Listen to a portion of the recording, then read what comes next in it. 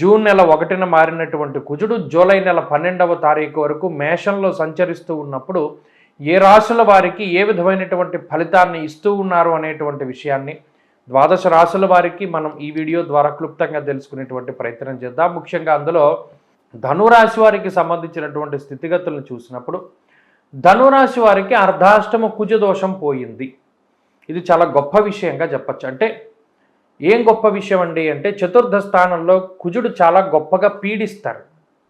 విశేషమైనటువంటి పీడ కలుగుతుంది. అంటే ఎలా అంటే భాగ్యహానిర్భయం క్రూరం బంధువైరం ధనక్షయం. క్రూరం అనేటువంటి పదాన్ని కేవలం కుజుడికి చతుర్థ స్థానంలోనే వాడారు. అంటే అంత భయంకరమైనటువంటి ఇబ్బందులను కలగజేస్తారు.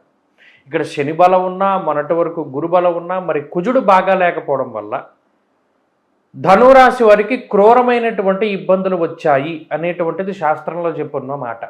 మరి ఇప్పుడు ఆ చతుర్థ కుజుడు పంచమ స్థానంలోకి వెళ్ళినప్పుడు అర్ధాష్టమ కుజ దోషం తొలగిపోతుంది. ఎప్పుడైతే కుజుడికి సంబంధించిన దోషం పోతుందో ఒక రకమైనటువంటి నిస్సత్తువు నుండి బయటకు వస్తారు.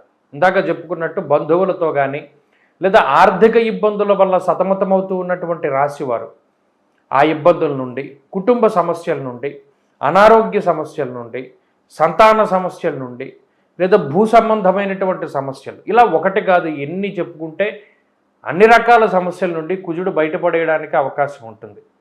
భూ సంబంధమైనటువంటి క్రయ విక్రయాలకు సంబంధించినటువంటి విషయాలన్నీ ముందుకు తీసుకెళ్లేటువంటి గ్రహం కుజుడు. కాబట్టి అర్ధాష్టమ కుజదోషం ధనురాశి వారికి తొలగిపోయింది. కాబట్టి ఇది ఒక మంచి విషయంగా చెప్పచ్చు.